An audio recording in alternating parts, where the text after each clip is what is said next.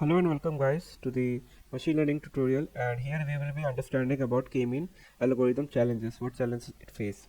So the k-mean algorithm faces several challenges such as sensitivity to initial random selection of centroid and the possibility of getting stuck in the local minimum. So k-mean plus plus is an improvement over k-mean algorithm that aim to address these challenges. So let's understand k-mean plus plus. So k-mean plus plus initialize the centroid in a smarter way by selecting the first centroid randomly from the data point and then selecting the remaining centroid based on their distance from the already selected centroid. This approach ensures that the centroids are well spread out and increases the chances of finding global minimum. So the main difference between k-mean and k-mean plus plus are in the initialization of centroids. So k-mean select the initial centroid randomly, while k-mean plus plus uses a more intelligent approach that lead to k-mean plus plus being more robust and producing better result than k-mean. So I mean, so the improved choice of k-mean, number of cluster. So k-mean plus plus can also help in choosing optimal number of cluster by providing a more reliable, initialization method. Okay, and that can improve the performance of the algorithm for any number of cluster. So, to summarize, the challenges that k-mean faces are sensitivity to initial random selection of centroid and possibly getting stuck into local minimum. So k-mean plus plus solve these challenges by initializing the centroid in a smarter way and being more robust than simple k-mean. Now let's understand how we evaluate that the clustering that we have done is good, and it is basically a good model. Okay, so that is done index. So basically this done index is a clustering evaluation metric that measures the compactness and separation of cluster. So it is defined as the ratio between minimum intercluster distance to maximum intracluster distance. So higher the done index value, the better the clustering results are. So this done index is useful in clustering task where the goal is to obtain well separated and compact cluster. So it can be used as an alternative to Celote score or the elbow method to determine optimal number of cluster in the dataset. However, one limitation of done index is that it do not take into account the density of cluster, which can lead to suboptimal clustering results in dataset. With irregularly shaped clustering or varying densities, overall, the done index provides a simple and intuitive way to evaluate the quality of clustering results and can help in selecting the optimal number of clusters for a given dataset.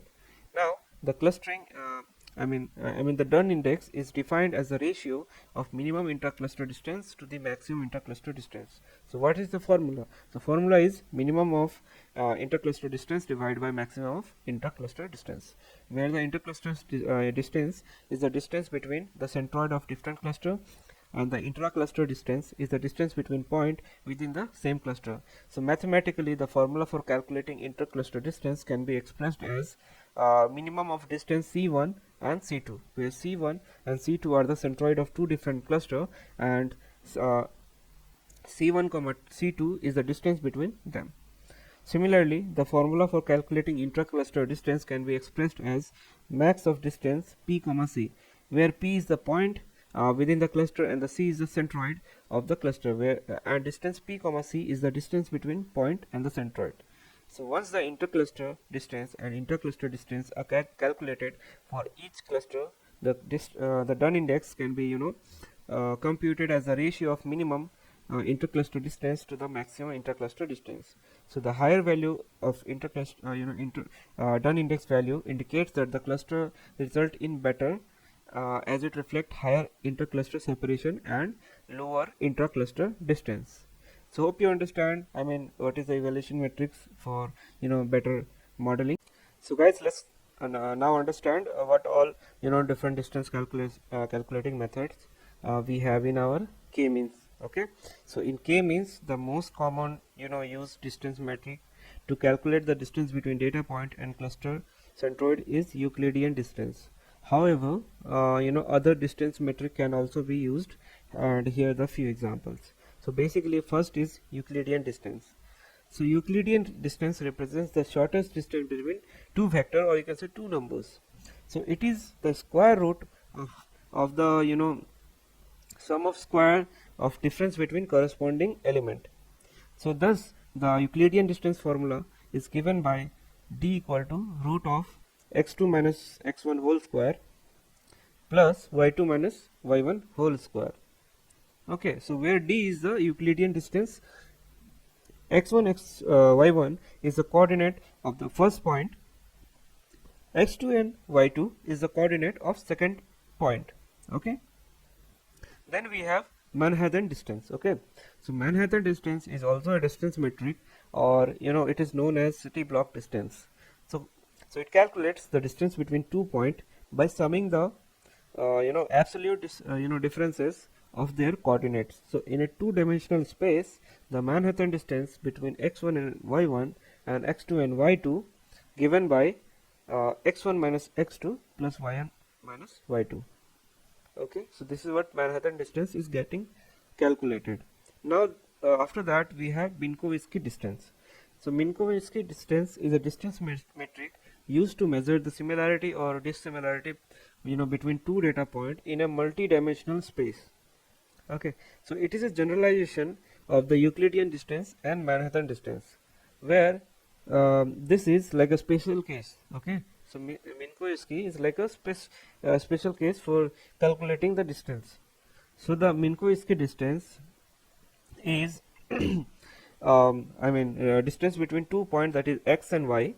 Okay, in an n-dimensional space is defined as the d of xy equal to sigma x1 xi minus yi to the power p and whole to the power 1 by p, or that is also represented by sigma I equal to 1 up till n, where absolute of pi minus qi to the power p and whole to the power 1 by p, where xi and yi represents the ith component of the 2 point, and p is the parameter that determines the order of the distance. So when p equal to 1, the Minkowski distance reduces to the Manhattan distance, and when p equal to 2, it reduces to the Euclidean distance. So in general, the Minkowski distance is more flexible.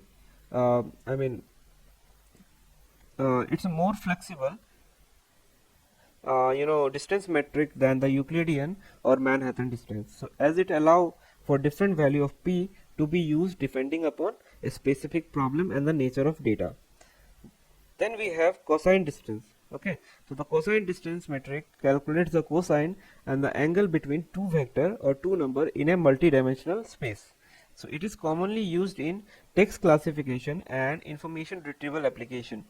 So the cosine distance metric between two vector x and y is calculated using following formula, that is xy equal to 1 minus x into y divided by absolute x into absolute y, where x and y are the two vector being compared, and x dot y represents the dot product of x and y.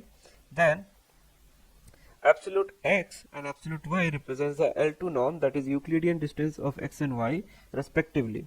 So the cosine distance is a similarity matrix that measures the cosine of angle between two vector in high dimensional space.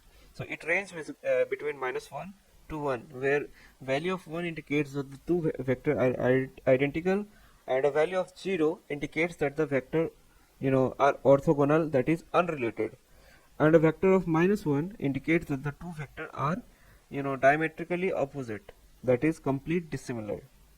Okay, so there is one more distance calculating matrix that I haven't included here, and that is Mahalanobis distance. Okay, and that distance metric takes into account the correlation between variable and the scales the variable differently based on their variance. So it's particularly useful when the data has higher degree of correlation, or when variable have different scales. Okay, so one side we have centimeter, one side we have meter, one side we have kilometer, like that. Okay, So the choice of distance metric depend on the nature of data and the specific applications. Okay, so in general, Euclidean distance is a good choice when the data is uniform scale and um, uniform scale and there is no strong correlation between the variables.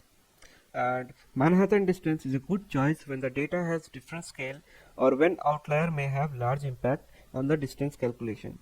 Then we have cosine distance is a good choice when the data represents text or other type of high dimensional sparse data. Mahalanobis distance is a good choice when the data has correlation between variables. So suppose you have a vector space like this and you have point p1 that is 1 comma 1 because on y-axis and x-axis the value is 1 comma 1, and for point 5 it is located at 5 comma 4. Okay, here it is located. Now to find the distance between p2 and p1, what we will do, you will subtract 5 with 1 and then 4 with 1, you can see here, and you will take the whole square, okay, and then root of it, okay, and that will give you 5 as the distance. And same thing you do with Manhattan, it will give you 7. So this is how different distance calculation metric works. Okay, now mathematically these distance metric are different in terms of how they calculate the distance between 2 points, as you have seen here, Euclidean giving 5, Manhattan giving 7. So the Euclidean distance between 2 points is a straight line distance between them, whereas Manhattan distance is a sum of absolute difference between the coordinates of 2 points, and the cosine distance calculate the cosine of angle between two vectors, whereas Mahalanobis distance take into account the covariance between variables and scales variable accordingly.